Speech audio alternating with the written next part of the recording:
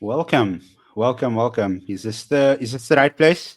Is this the right the right podcast that I'm on? I'm not sure. Um, it's, I'm still new dancing look, though. I new was dancing intro. there. I was dancing Uh, there. as long as you guys are feeling it, and that means that the listeners and the viewers they will all feel it. Love it, love it, love it. Yeah, welcome back to a brand new episode of 343. My name is AF. I am one of the co hosts on this amazing show, joined once again by my trusted co host, good friend Riaz. How are you doing? I'm good, man. How are you doing? Nah, I'm good. I'm good. I'm enjoying the warmer weather.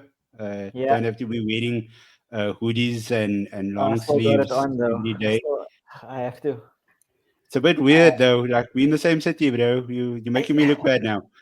No, well, I'm just a cold person in general. I know it's getting warmer, but it's not there yet for me. Not just yet, but hopefully it'll get there Yeah, sooner rather than it, later. Nice, nice. yeah. It's still Udwa, how are you doing? a bit chilly in the evenings. Yeah, Now I'm good, man. I'm good. Glad to be back. Yeah, the last time we had a chat was before the season started. Yeah, so Yeah. yeah, I'm just happy to be back, man. Yeah, no, and After just such a like nice weekend. right off the bat, like you've come on quite a bit. You've contributed well so far to our channel, and you were on for that preview episode. How do you think, like not just from a Liverpool point of view, but just from a Premier League point of view, how do you think the season has been so far? I think it's been good, man. Interesting, right? So I made a couple of predictions. Like, if you remember, I said that Crystal Palace is going to have a good start. I was hoping for Everton to lose and get relegated. That's still intact. Crystal Palace, I've been Crystal Palace. I've been disappointed by them a bit. I think they've lost their first two games and drew one against Chelsea. And then yeah, I had hopes for them. It doesn't look like a good start, man.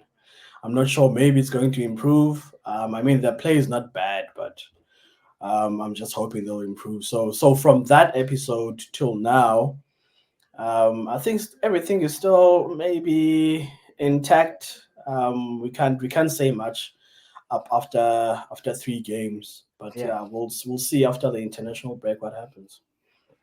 Yeah, I mean it's best to, well, I wouldn't say it's best, but it's it's sort of a good place for us to find ourselves in the fact that like there's an international break, so we can assess how that first 3 weeks has gone. Bear in mind that like the transfer window closed and then the final game week happened, but whoever was signed on the deadline they obviously couldn't play over the weekend because they wouldn't have been registered in time. But yeah, just in terms of now, Diaz, from your point of view, the season started 3 game weeks in. Which teams do you think have underperformed? I wouldn't Under really say talk about the teams that obviously hit the ground running, the teams we expected to perform well, but which teams do you think would have performed well but hasn't really has struggled in the first couple of weeks? Yeah, I think firstly, the first thing I want to say is I hate this the third week international break. It's stupid. I hate it so much. I feel like 5 weeks is okay, like at earliest that's decent, but 3 weeks you can't say anything, and then people just got back with their teams, and they kind of now have to go on a break again. Doesn't make any sense to me. So I just wanted to say that first, and then which teams have kind of underperformed? I guess I'll go with. Like what I said, I think Crystal Palace have really underperformed. Yeah, they've lost Anderson, they've lost Olise as well, but I think still with Glasner in charge, I think we expected a bit more from them, especially in the games that they've played. Chelsea was a difficult game, but they ended up with the best result in that game, which was interesting. Yeah, So yeah, I think them, and then West Ham have had tough games, but I think to see them not playing better or not playing as well as they could is a bit of a surprise as well. I think they will come good though because they squad that I think we'll talk about it now in the transfer to do with the transfer season, but I think their squad is pretty good. And yeah, I guess I'll go with Spurs that are underperforming as well. Unfortunately, I think we've been 3-for-3, and we only have won one game out of the three is shocking. They just aren't playing well enough, and the defense is unfortunately. Obviously, we lost Mickey van der Ven in the last game, so that was help. But as usual. yeah, he's done things about at some point. So this is hoping getting back. But yeah, those three teams I think have underperformed at this juncture. Three games though, 3 games. So we're not really sure about what's going to happen in the future. I'm gonna segue this because obviously I expected United to start the season off a bit better than what they currently did. Yes, there's a lot of signings that came in and all of that gibberish and all of those excuses, but I Difficult mean, you games shouldn't though. be. Sorry? Difficult games you had. It's difficult games, but I mean, it's not even about the difficult games. It's just Just about about the having way a you played. plan. Yeah. And yeah, so like I said, I'm going to segue this, and we're going to segue into the United Liverpool game over the past weekend. And I've seen from so many different Liverpool fans on Twitter, on threads, and United dominated for that first 15 minutes of the game, bar the Trent Alexander-Arnold own goal, disallowed goal. But other than that, like there was a lot happening, and United after that there were passes going astray, and then Liverpool passes were going astray, and then it just became a bad watch for me. Like that first half an hour, 35 minutes, 32 minutes, just became a bad watch for me. Both teams weren't really looking that great. And then two Casemiro gifts essentially saved whatever was going to happen, or not saved, but just damaged whatever was going to happen. Um, and we can just dig a bit deeper into that. And Casemiro's the first game of the season against Fulham, Casemiro looked great. Like I thought, okay, are we getting the Casemiro back from that first season when he joined United after he left Real Madrid? Because he looked like really good. He was dominating the midfield, and then this first half happened over the weekend, and he looked absolute trash. Like he was passing astray. He was making rash challenges. His tackling was late. He was slow and second to every ball. Um, I don't He actually know wasn't he what wasn't great happened. in the Brighton game either. He wasn't that great in that Yeah, game yeah, yeah. either. Yeah, that's why I was referring back to that first game, because the Fulham game he still looked Yeah. okay. And then Yeah. it just seems like he's regressed from that point. I don't know if it's the news that he knew another midfielder or DM was coming in Ugarte. But I mean, you are a professional getting paid probably the most money at the club. And if a 23-year-old is coming into the team, you shouldn't be worried. You should actually take that and use that as motivation to perform better. But I don't understand. What do you guys like? What are your guys' opinions about the entire Casemiro thing? Do you think he's the only one to blame? I know Eric and I, like, we'll get to that a bit later, but right now I think let's just shine the spotlight on the players at Manchester United. Well, I'll leave this to you. Yeah, I think it's pretty easy to blame Casemiro, right? But I don't think we can solely put the blame on him, because even after he was taken out, it's not like United performed better because he wasn't there. But the damage was Um, done by then already, though. Yeah, yeah, but true. still, I think Liverpool did put the foot off the pedal around for the majority of the second half. But then I think, like, a lot of players, man, were all for United. I know that Casemiro made a mistake for the first goal, but then check the position of the of the defenders where they yeah. were for that first goal. I mean, yes, he did lose the ball, but then, Yeah. like, like the positioning of the defenders, what was happening there? Even the second goal, both of Diaz, but even the second goal, it looked like Martinez was not aware of where Diaz was. He was just caught ball watching. So I know that we want to blame Casemiro, and yes, we should.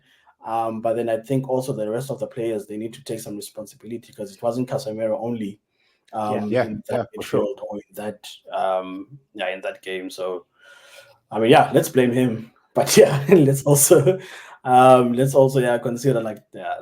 even the other guys, but they were not very sharp.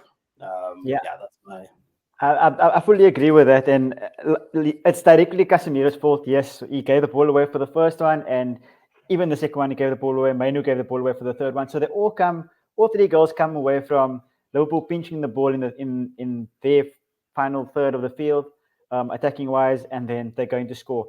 And they create overloads in that way, where they steal the ball. It's 4 against 2, it's 4 against 3, it's 3 against 2, and they end up scoring because they were clinical in front of goal, whereas United were kind of wasteful in yeah. front of goal.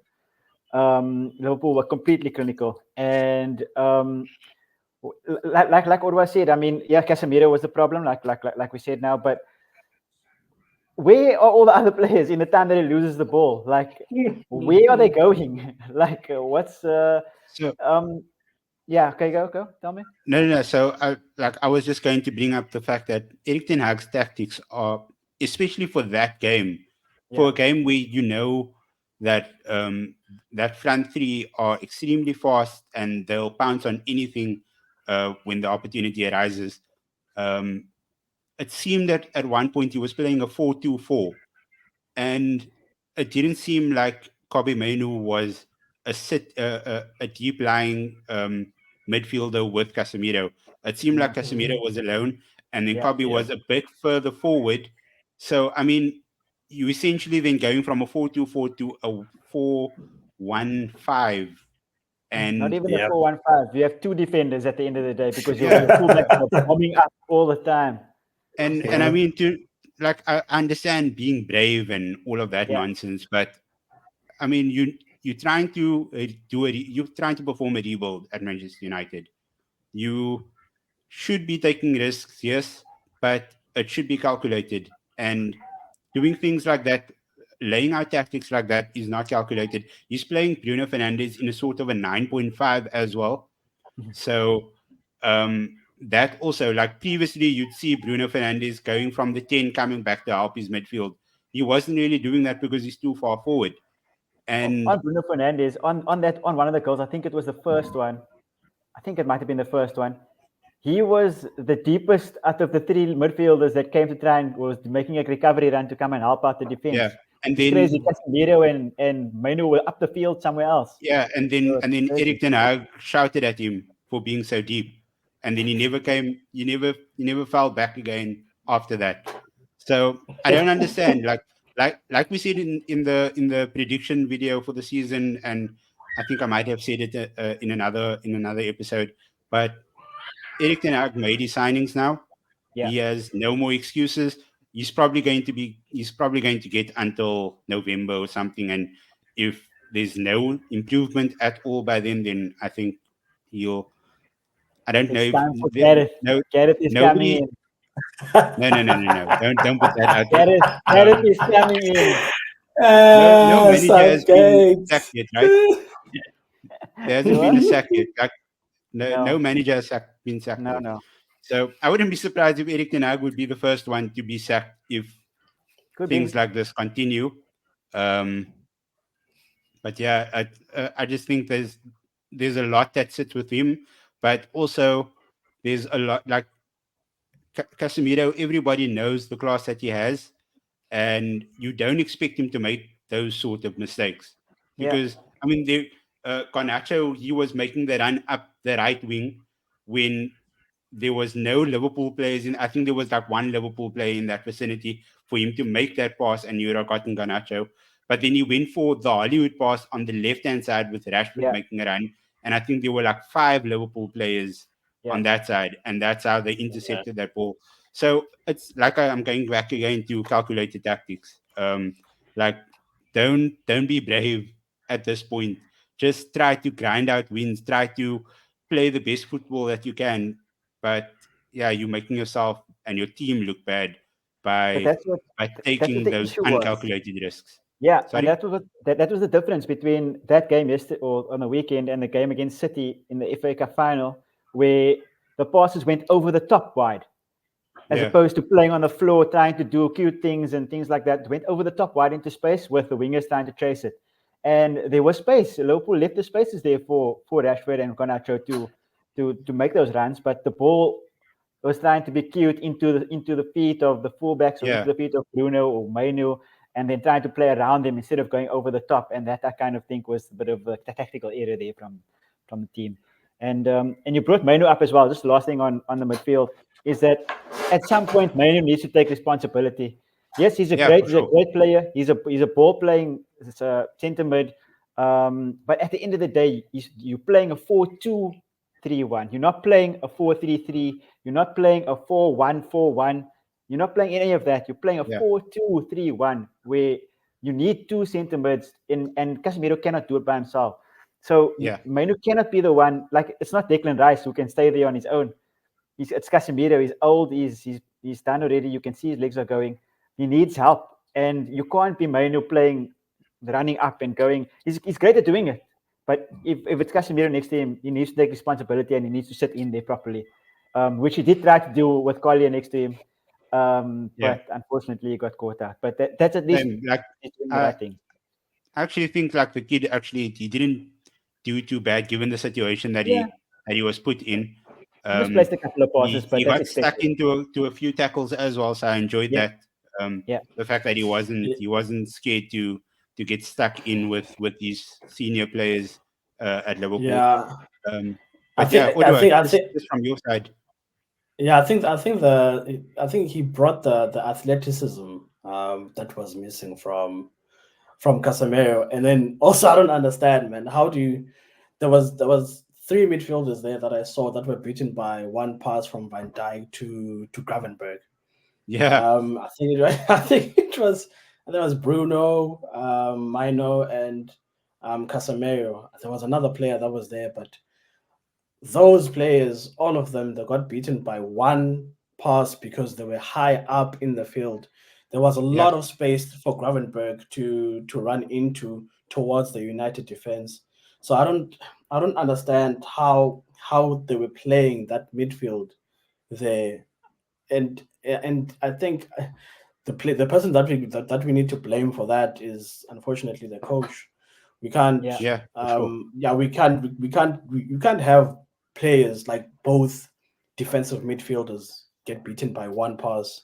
That shouldn't be Yeah, happening, and the coach needs to look at that. And then yeah, the good thing is that it's international break, so they have a lot of time to try and sort out those issues.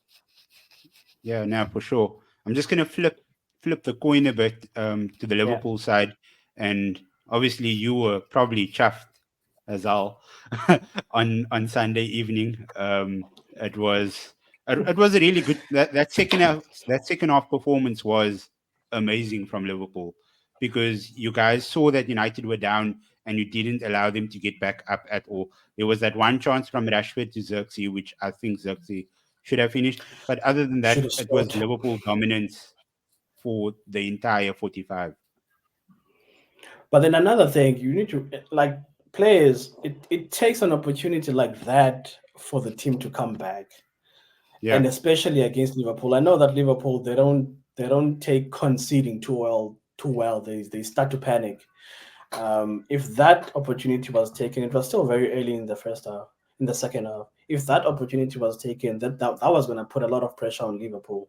And then it's yeah, those opportunities that teams need to realize that they need to put away in order for them to put pressure on Liverpool. Um, but then, yeah, man, it was a solid game from Liverpool. Like you said, it was not a good start in the first half. Both teams were a bit sloppy. I'm not sure if they were nervous or whatnot. Um, but then that goal, which was disallowed, Liverpool started building from that, and then from you then guys was from probably there happy for that. onwards, and then from there onwards with the Casemiro mistakes, yeah, there was only going to be one result, man, and that was a Liverpool win.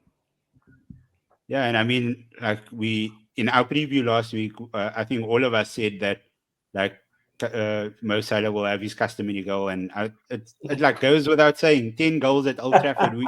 He's crazy. It's crazy to Uh, be in the top goal scorers at Old Trafford for the past. I think it was since 2021. Yeah. So for yeah, the past 3 years, he's like in the top 5 goal scorers at Old Trafford, which is they call it wild. Mo. They call it Mo Trafford now. Mo Trafford. I Oh like that. wow. Uh, Mo I Trafford. hate it. How, I hate it. of course you would, but I mean, Uh, geez, you can't deny it. I mean, you are right though, AF. You are completely right. You know me too well. I think I've been speaking with you too long nowadays with on this podcast. I absolutely loved it when that first goal was disallowed. I was very Especially angry. since he did that whole celebration and Yeah, just like like the kiss of I the knew they were going to camera. score. I knew they were going to score. I knew they were going to win because I was the only one last week who called it on the preview show. I was the only one to say Liverpool were going to win, but I didn't want him to score. So when he scored, I was so annoyed. And then when they disallowed the goal, I celebrated like they scored. Um, so yeah, and I think Liverpool. I think what's really important that we need to say about Liverpool so far, 3 games in, is that they've kept 3 clean sheets. That yeah, is immense. That is so good from their perspective, especially without having any incomings besides the Chiesa steal that they got. Especially in the back line, they've had no incomings. So, like their defense has been unbelievably good. It's similar. It's kind of similar to Klopp, where they have high energy in the final third of the field. They try and press nicely, but the fullbacks and I guess Van Dijk and Konate, they don't really explore too much anymore. They're more safe, I guess, at the back. Whereas previously under Klopp, they were obviously allowed to go up and down, up and down, up and down.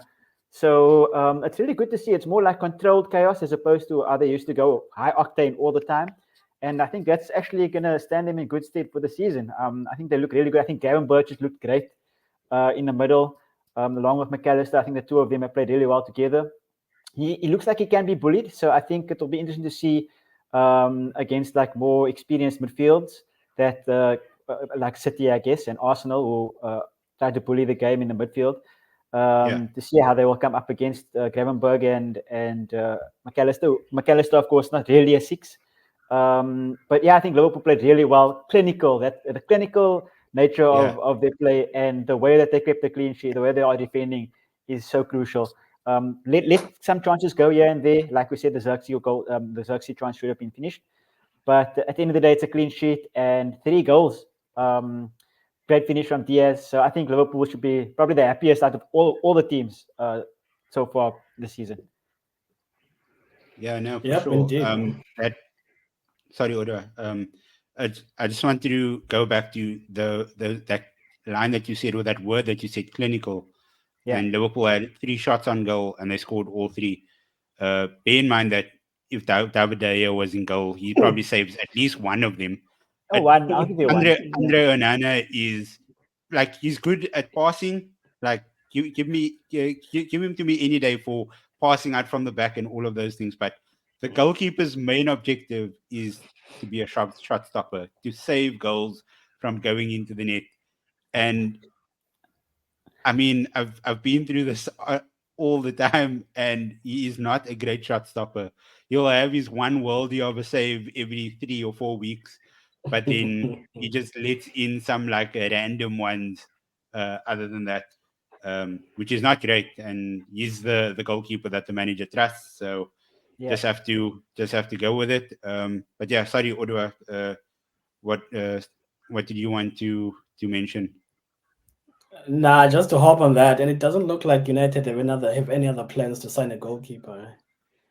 It doesn't look like it.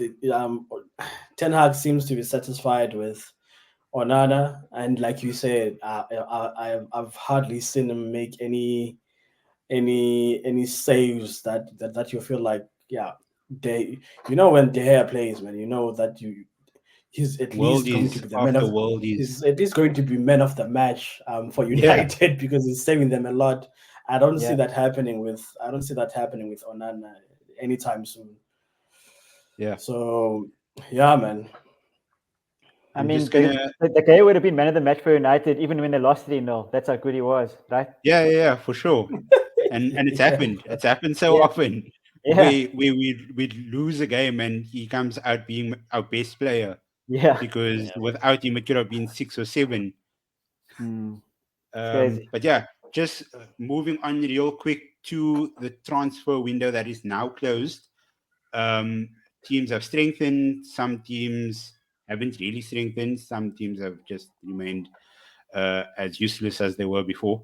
And Thanks. just I just want to hear from you guys. Who were your who were the biggest winners and losers of the transfer windows of the transfer window for you? Riaz, I'll start with you. Me, it's yet to be seen. Like I just in terms of the transfers that are made without impact on the field, I think I'll go with that because it's yet to be seen kind of how the transfers are going to be embedded into the club, and that can make all the difference. Because I think that in terms of the transfer window itself, I think West Ham have had a good transfer window. They've brought in really good players, but on the field, it hasn't really translated. But I think they've had a really, really good transfer window. Full Krug, Wan-Bissaka, like who else is there? They've brought in so many people that Yeah, isn't coming to mind now. I mean, Ward-Prowse isn't even starting for them anymore, which is crazy.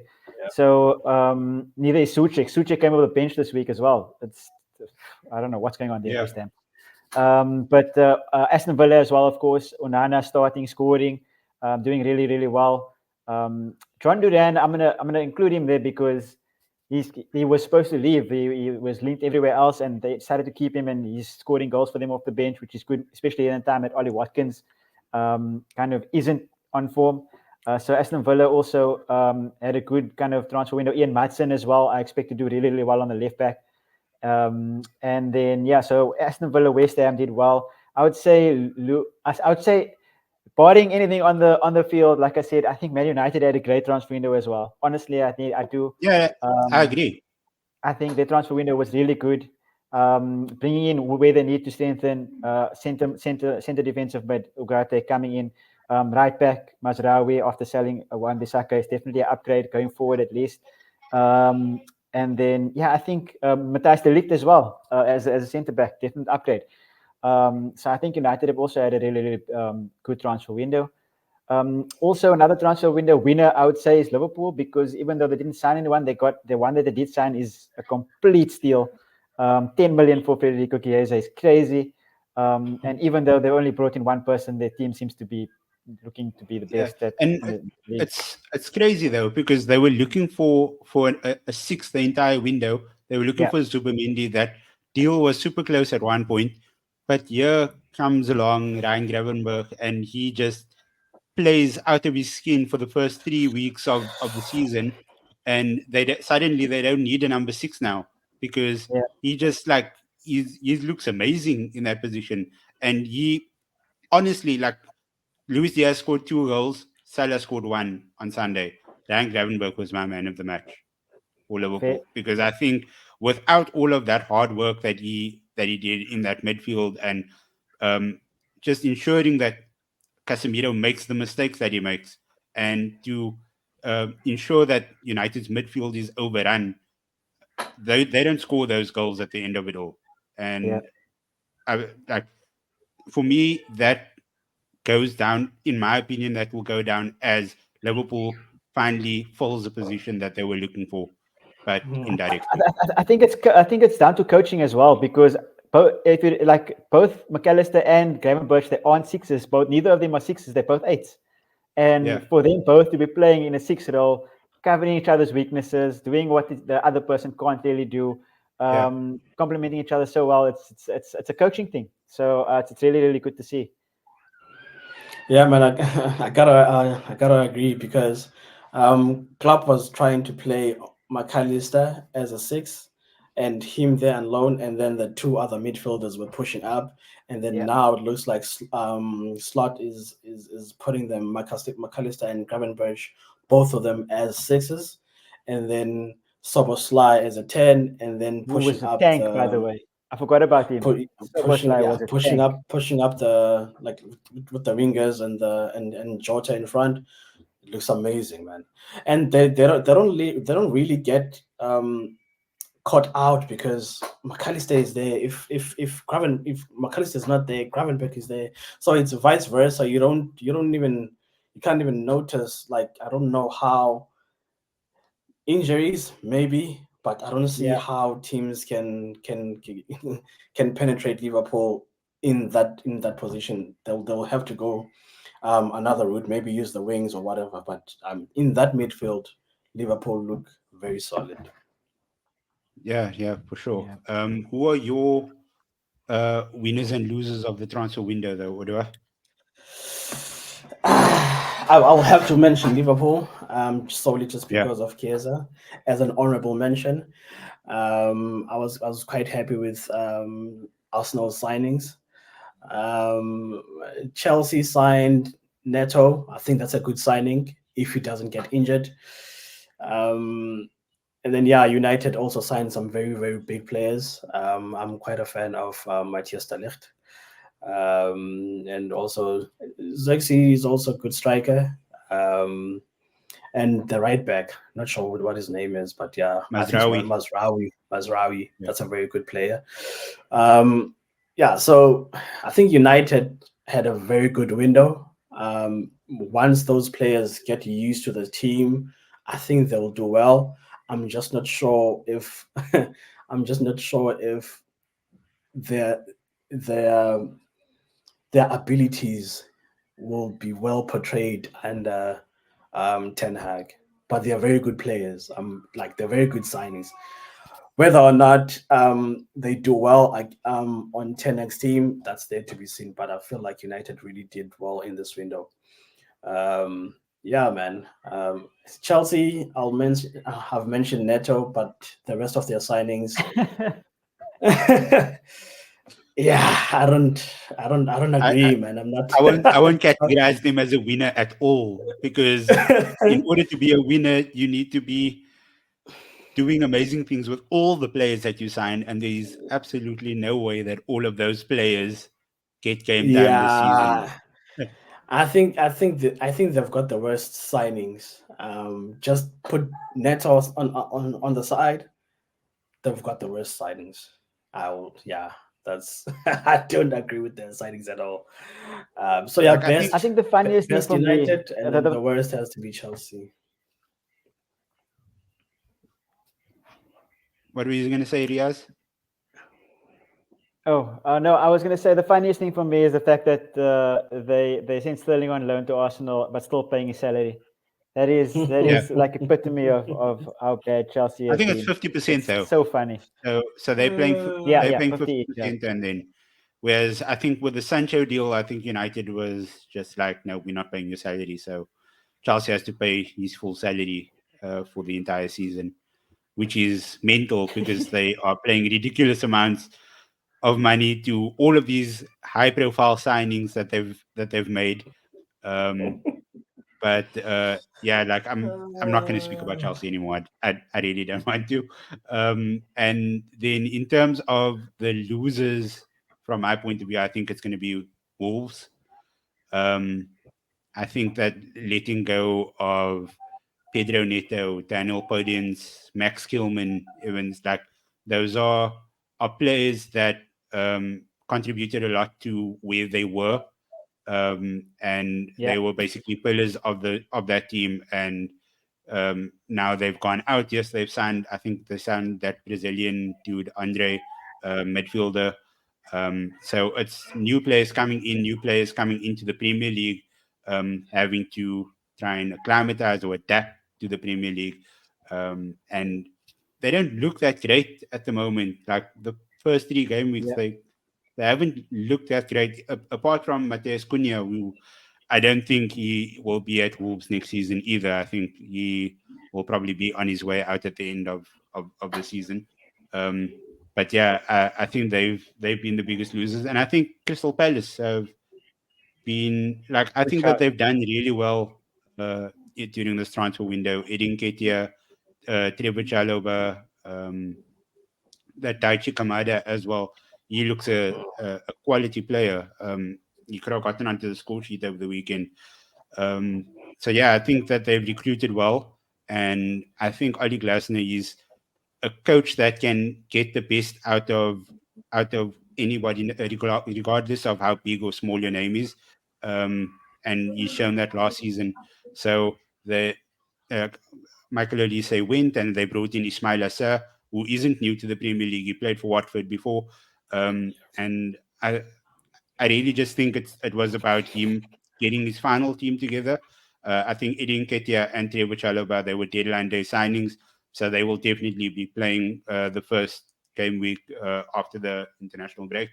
Um, so yeah, you definitely can't write off Crystal Palace anytime soon. I think Oli Glasner is still going to be doing a madness with him. Um, I don't know where they would end up, but I don't think that they would be in the bottom half of the table. Yeah, mid-table. Um, Mid-table seems right. yeah. So, yeah, uh, like earlier, you did say that like Crystal Palace was like they didn't look like they were last season and stuff, and Yeah, which they is fair enough. underachieved so But far. they need to just like get all these new players in, integrate them into the team properly.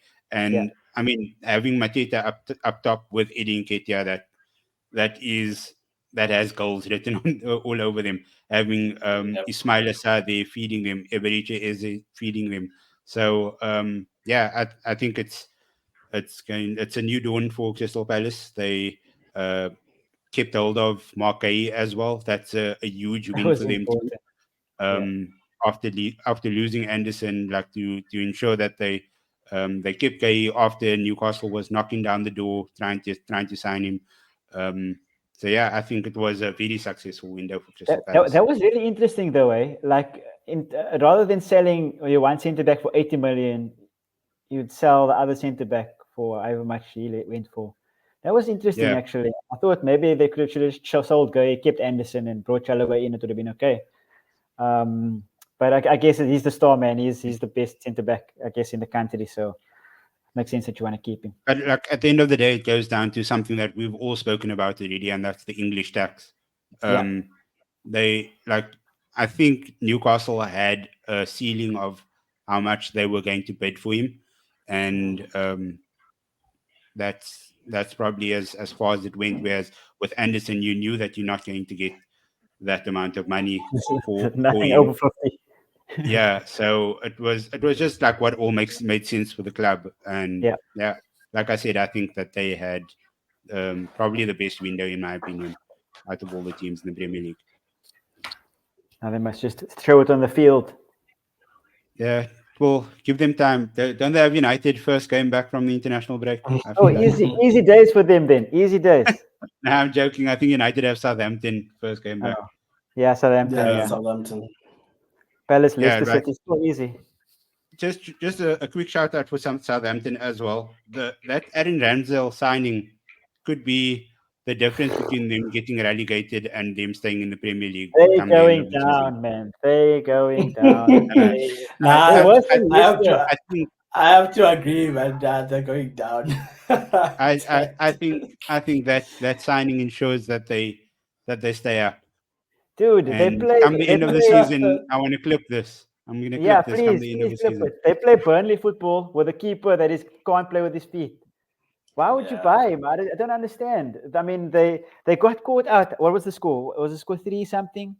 It was 3-1, yeah, 3-1 to Brentford, and they scored in the last minute, Southampton, and it was like a United such spec where they just want to play out from the back, they get caught out, and then the other team scores. It's been that way for now 3 games, and they're not going to change anything apparently, according to the people that know more than me about Southampton.